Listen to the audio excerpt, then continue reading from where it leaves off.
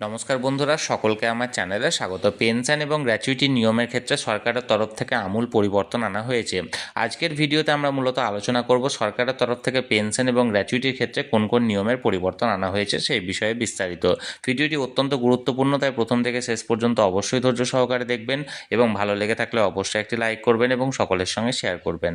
আর সেই সাথে চ্যানেলে যদি প্রথমবার হয়ে থাকেন এরকমই ইনফরমেটিভ ভিডিও আরও দেখার জন্য যারা এখনও পর্যন্ত চ্যানেলটিকে সাবস্ক্রাইব করেনি তারা অবশ্যই চ্যানেলটিকে সাবস্ক্রাইব করে নিতে ভুলবেন না। তাহলে চলুন আমরা বিস্তারিত দেখে নিই। দেখুন, পেনশন এবং গ্র্যাচুইটির পরিবর্তিত নিয়মগুলির ব্যাপারে বিস্তারিত আলোচনা করার আগে কয়েকজন দর্শক বন্ধু আমাকে পেনশন রিলেটেড কিছু প্রশ্ন করেছেন, সে প্রশ্নগুলির ব্যাপারে আগে আমরা আলোচনা করে নেব। প্রথম যে বিষয়টি নিয়ে আলোচনা করব, অনেক দর্শক বন্ধু আমার কাছ থেকে জানতে চেয়েছেন যে পেনশনধারীরা কি প্রতি জুলাই মাসে 3% হারে যে অ্যানুয়াল ইনক্রিমেন্ট দেওয়া হয় সরকারি কর্মীদের, সেটি কি পেনশনধারীরা পেতে পারে? এর উত্তর হলো না, পেনশনধারীদের ক্ষেত্রে 3% অ্যানুয়াল ইনক্রিমেন্টের সুবিধা দেওয়া হয় না। সেটা শুধুমাত্র কর্মরত সরকারি কর্মীদের দেওয়া হয়। রাজ্য সরকারি কর্মচারীর ক্ষেত্রে সর্বনিম্ন পেনশন এবং সর্বোচ্চ পেনশনের পরিমাণ কত? একজন রাজ্য সরকারি কর্মচারীর রোপা 2019 পরবর্তী সংশোধনের পরে সর্বনিম্ন পেনশনের পরিমাণ হলো 9,000 টাকা এবং সর্বোচ্চ পেনশনের পরিমাণ হলো আপনার লাস্ট বেসিক পে 50%। এক্ষেত্রে যেহেতু 1,25,000 টাকা লাস্ট বেসিক পে, তাই 62,500 টাকা হলো আপনার বেসিক পেনশনটি সর্বোচ্চ হতে পারে। এর পরের প্রশ্নটি হলো, রিটায়ারমেন্টের সময় অর্থাৎ অবসর গ্রহণের সময় পেনশন ছাড়া আর কি কি সুযোগ সুবিধা দেওয়া হয়? একজন রাজ্য সরকারি কর্মচারী অবসর গ্রহণের পর পেনশন ছাড়াও বেশ কিছু খাতে এককালীন টাকা পেয়ে থাকে, যার মধ্যে gratuity, provident fund, leave encashment, pension commutation ও গ্রুপ ইন্স্যুরেন্স অন্যতম। এর পরের প্রশ্ন হলো, গ্র্যাচুইটি নির্ণয়ের নিয়মগুলি কি কি? গ্র্যাচুইটি নির্ণয়ের ক্ষেত্রে দুটো নিয়ম মানা হয়, একটি হলো অবসরকালীন গ্র্যাচুইটি এবং অপরটি হলো ডেথ গ্র্যাচুইটি। আপনি 60 বছর বয়সে অবসর গ্রহণের সময় আপনাকে যে গ্র্যাচুইটি নির্ণয় করে দেওয়া হয় সেটি হলো অবসরকালীন গ্র্যাচুইটি, এবং আপনি যদি চাকুরিরত অবস্থায় আপনার মৃত্যু ঘটলে আপনার ফ্যামিলিকে যে গ্র্যাচুইটি দেওয়া হয় তাকে বলা হয় ডেথ গ্র্যাচুইটি। যেটা অবসরকালীন গ্র্যাচুইটি অর্থাৎ রিটায়ারমেন্ট গ্র্যাচুইটি, সেটি নির্ণয়ের ফর্মুলা হলো প্রতি 2 বছর চাকুরির জন্য 1 মাসের লাস্ট বেতন আপনাকে দেওয়া হয়। অর্থাৎ প্রতি বছর চাকুরি কমপ্লিট করার জন্য আপনাকে 15 দিনের মাইনে দেওয়া হয়।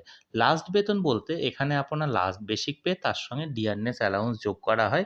এছাড়া আর অন্য কোনো ধরনের অ্যালাউন্স যোগ করা হয় না।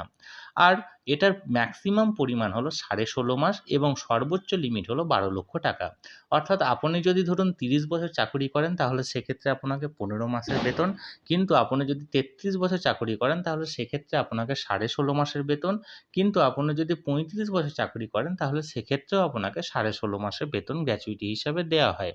এবং আপনার যদি গ্র্যাচুইটির পরিমাণ 10 লক্ষ টাকা হয় তাহলে সেক্ষেত্রে আপনাকে 10 লক্ষ দেওয়া হবে, কিন্তু যদি সেটার পরিমাণ 12 লক্ষ টাকার বেশি হয় অর্থাৎ 15 লক্ষ বা 16 লক্ষ টাকা হয়, তাহলে সেক্ষেত্রে আপনাকে সর্বোচ্চ লিমিট 12 লক্ষ টাকা পর্যন্ত গ্র্যাচুইটি প্রদান করা হবে।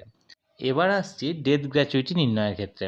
আপনি যদি 1 বছরের কম সময়ে চাকুরি করে মারা যান তাহলে সেক্ষেত্রে আপনাকে 2 মাসের বেতন দেওয়া হবে।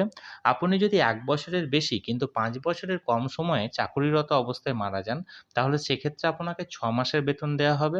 আপনি 5 বছরের বেশি কিন্তু 11 বছরের কম সময়ে চাকুরি করে যদি মারা যান তাহলে সেক্ষেত্রে 12 মাসের বেতন দেওয়া হবে, এবং 11 বছরের বেশি কিন্তু 20 বছরের কম সময়ে চাকুরি করে যদি মারা যান তাহলে সেক্ষেত্রে 20 মাসের বেতন দেওয়া হবে। এবং 20 বছরের বেশি সময় চাকুরি করলে আপনি যত বছর চাকুরি করবেন প্রত্যেক বছরের জন্য 1 মাসের বেতন দেওয়া হবে, যার সর্বোচ্চ পরিমাণ হলো 12 লক্ষ টাকা এবং সর্বোচ্চ আপনাকে 33 মাসের বেতন দেওয়া হবে। এর পরের প্রশ্ন হলো, পেনশন কমিউটেশন কি, কতটা করা যায় এবং এর থেকে কত টাকা পাওয়া যায়? প্রথমত বলি, পেনশন কমিউটেশন হলো আপনি অবসর নেওয়ার সময় আপনার বেসিক পেনশনের একটা পোর্শন আপনি সরকারকে বিক্রি করতে পারেন অর্থাৎ সেল করতে পারেন। এর বদলে আপনি এককালীন একটি অর্থ পেতে পারেন সরকারের কাছ থেকে। এক্ষেত্রে আপনি বেসিক পেনশনের ম্যাক্সিমাম 40% আপনি সেল করতে পারেন, অর্থাৎ 10%, 20%, 30%, 40% আপনি ম্যাক্সিমাম 40% পর্যন্ত সেল করতে পারেন। এবং এর বদলে যে নির্ণয়ের ফর্মুলাটা আছে অর্থাৎ এককালীন অর্থ নির্ণয়ের যে ফর্মুলাটা আছে সেটি হলো আপনার যে পরিমাণ অর্থ আপনি সেল করছেন তার সঙ্গে 8.194 গুণ করতে হবে এবং তার সঙ্গে আবার 12 গুণ করতে হবে।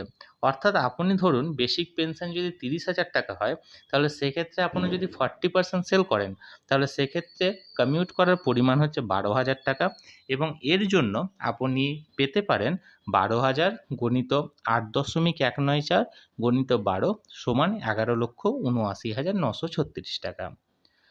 এর পরের প্রশ্ন হচ্ছে, পেনশন কমিউট করার পর কমিউটেশন অ্যামাউন্টটি কি আবার ফেরত পাওয়া যায়? এর উত্তর হলো হ্যাঁ। পেনশন কমিউট করার পর আপনার 15 বছর কমপ্লিট করলে আপনি আবার পেনশনের সঙ্গে আপনার কমিউটেশন অ্যামাউন্টটি যুক্ত হয়ে যায়। অর্থাৎ সাধারণ নিয়মে আপনি যদি 60 বছর বয়সে অবসর গ্রহণ করেন, তাহলে সেক্ষেত্রে পেনশন যদি 60 বছর বয়সে কমিউট করেন, আপনার 75 বয়সে পদার্পণ করার সঙ্গে সঙ্গে আবার পেনশন কমিউটেশনের অ্যামাউন্টটি আপনার মূল বেসিক পেনশনের সঙ্গে যুক্ত হয়ে যাবে। এর পরের প্রশ্ন হলো, পেনশন কমিউট করার পর কোনো কর্মীর মৃত্যু ঘটলে তার ফ্যামিলি পেনশনারের পেনশন থেকে কি কমিউটেশন অ্যামাউন্ট মাসে মাসে কাটা হবে? এর উত্তর হলো না। কোনো কর্মীর মৃত্যুর পর তার ফ্যামিলি পেনশনারের পেনশন থেকে কমিউটেশন অ্যামাউন্ট কাটা হয় না। এমনকি কোনো কর্মী অবসরের সময় যে এককালীন অর্থ পেনশন কমিউট বাবদ পেয়েছিলেন, তার থেকেও কোনো কিছু ব্যাক করতে হয় না ফ্যামিলি পেনশনারকে। এর পরের প্রশ্ন হলো, পিএফ থেকে লোন নেওয়ার পর অবসরের সময় কি কোনো অসুবিধে হবে? এর উত্তর হলো, আপনার সাধারণত পিএফ থেকে আপনি একাধিকবার লোন নিতে পারেন, কিন্তু অবসরের 1 বছরের আগে আপনাকে সমস্ত লোন পরিশোধ করতে হবে। 1 বছর অর্থাৎ একটা ফাইন্যান্সিয়াল ইয়ার আগে। অর্থাৎ এক্ষেত্রে যে ফাইন্যান্সিয়াল ইয়ারটি ধরা হয় পিএফ এর ক্ষেত্রে সাধারণত এপ্রিল টু মার্চ, তার আগেই আপনাকে কিন্তু মানে পিএফ এর সমস্ত লোন পরিশোধ করতে হবে এবং আপনার অথরিটির কাছ থেকে নো পেমেন্ট ডিউ এই সার্টিফিকেটটি কিন্তু আপনাকে অবশ্যই নিতে হবে অবসর নেওয়ার সময়। এর পরের প্রশ্ন হলো, মূল পেনশনধারীর মৃত্যু ঘটলে ফ্যামিলি পেনশনারের করণীয় কী? অর্থাৎ কোন প্রসেসে এগোলে ফ্যামিলি পেনশনারের ফ্যামিলি পেনশন খুব তাড়াতাড়ি চালু হবে? এর উত্তর হলো, মূল পেনশনধারীর মৃত্যু ঘটলে সর্বপ্রথম একজন ফ্যামিলি পেনশনারকে একটি স্থানীয় ট্রেজারি অফিসে অ্যাপ্লিকেশন করে মূল পেনশনধারীর যে মৃত্যু ঘটেছে সেটি জানাতে হবে এবং তার নামে যে পেনশনটি আসছিল সেটি বন্ধেরও নির্দেশ দিতে হবে। এর পরবর্তী করণীয় বিষয় হলো, মূল পেনশনধারীর যে পিপিও, মূল পেনশনধারীর ডেথ সার্টিফিকেট, তার যে মৃত্যু ঘটেছে সেটি স্থানীয় পঞ্চায়েত বা স্থানীয় মিউনিসিপ্যালিটি অফিস থেকে একটি ডিক্লারেশন সার্টিফিকেট এবং আপনি যে তার স্পাউস সেটির একটি সার্টিফিকেট এবং আপনার কোনো ফটো আইডেন্টিটি প্রুফ, ছবি, সমস্ত ডকুমেন্টস নিয়ে আপনাকে স্থানীয় ট্রেজারি অফিসে ইমিডিয়েট যোগাযোগ করতে হবে। স্থানীয় ট্রেজারি অফিসে কিছু ফর্ম্যালিটি পূরণের মাধ্যমে আপনার ফ্যামিলি পেনশন খুব তাড়াতাড়ি চালু হয়ে যাবে। তাহলে বন্ধুরা, আজকের ভিডিওতে পেনশনের ক্ষেত্রে বর্তমানে প্রযোজ্য নিয়ম নীতির কিছু সংখ্যক নিয়ম নিয়ে আলোচনা করা হলো। আমার নেক্সট পার্টের ভিডিওগুলিতে আরও বিভিন্ন তথ্য নিয়ে আলোচনা বিস্তারিত করা হবে। এই ভিডিওটি ভালো লেগে থাকলে অবশ্যই একটি লাইক করবেন এবং সকলের সঙ্গে শেয়ার করবেন। আর চ্যানেলে যদি প্রথমবার হন, এরকম ইনফরমেটিভ ভিডিও আরও দেখার জন্য যারা এখনও চ্যানেলটিকে সাবস্ক্রাইব করেনি তারা অবশ্যই সাবস্ক্রাইব করে নিতে ভুলবেন না। আর এর আগের পার্টের ভিডিওটি অর্থাৎ পেনশন সংক্রান্ত ফার্স্ট পার্টের ভিডিওটি লিঙ্ক আমি ডেসক্রিপশন বক্সে দিলাম। এছাড়াও আই বাটনেও দেওয়া আছে, আপনারা চাইলে সেখান থেকে লিঙ্কে ক্লিক করে ফার্স্ট পার্টের ভিডিওটি দেখে নিতে পারেন। তাহলে সকলকে ধন্যবাদ, দেখা হচ্ছে পরের ভিডিওতে।